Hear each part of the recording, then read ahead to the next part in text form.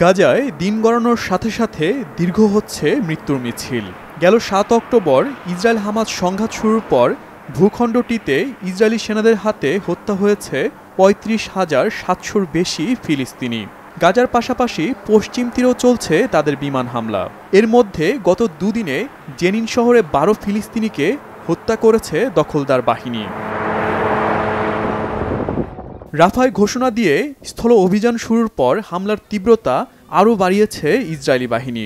জাতিসংঘের হিসেবে আতঙ্কে রাফা ছেড়েছে কমপক্ষে ৮ লাখ ফিলিস্তিনি। শুধু হত্যায় ক্ষান্ত না ইসরায়েলি সেনারা, ধরপাকড় করছে অসংখ্য ফিলিস্তিনিকে।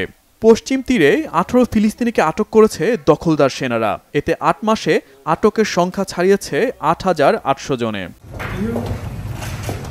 বিশ্বের বিভিন্ন দেশ ফিলিস্তিনিদের পাশে দাঁড়ালেও বড় ধরনের যুদ্ধবিরতি বাস্তবায়নে কেউ ভূমিকা রাখতে পারেনি।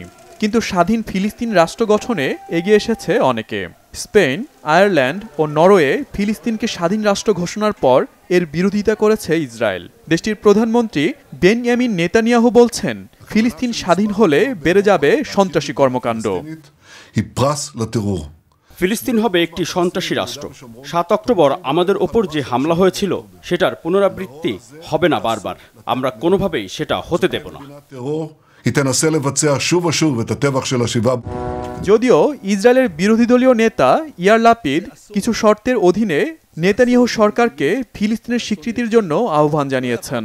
এর আগে বুলগেরিয়া, পোল্যান্ড, চেক প্রজাতন্ত্র, রোমানিয়া, স্লোভাকিয়া, হাঙ্গেরি, সুইডেন এবং গ্রিক সাইপ্রিয়ট প্রশাসন ফিলিস্তিনকে স্বীকৃতি দেয়। Shahid Arafat, Bangla vision news desk.